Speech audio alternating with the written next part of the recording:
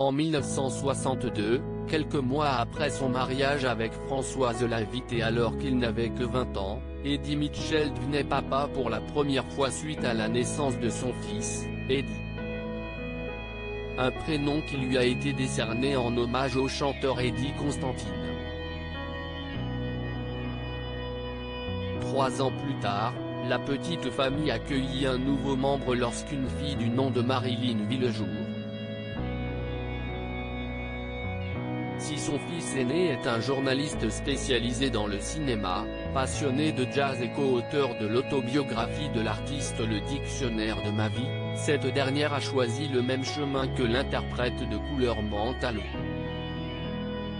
Elle est ainsi à la tête de son propre groupe de rock, composé d'un bassiste, de 2 guitaristes et d'un batteur, dont son époux, baptisé Marilyn and the Family.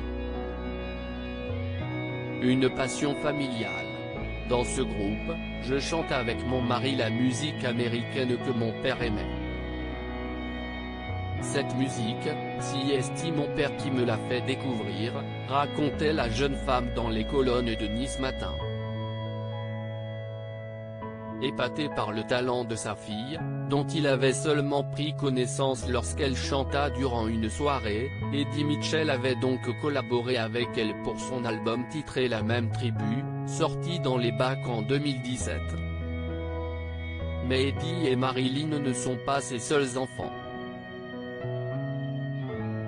Séparé de sa première femme en 1979, le chanteur de 78 ans retrouva l'amour dans les bras de Muriel Bailleul qui l'épousa 1 an plus tard. Une fille prénommée Pamela, dont le parrain était Johnny Hallyday, est née de cet amour en 1982. Femme de l'ombre, la fille cadette de Claude Moine de son vrai nom est aussi dotée d'un talent pour la musique. Eddie Mitchell, un père plutôt cool. La notoriété d'Eddie Mitchell n'a pas été facile à vivre pour ses 3 enfants, comme le confiait récemment Eddie Moine au quotidien Le Parisien.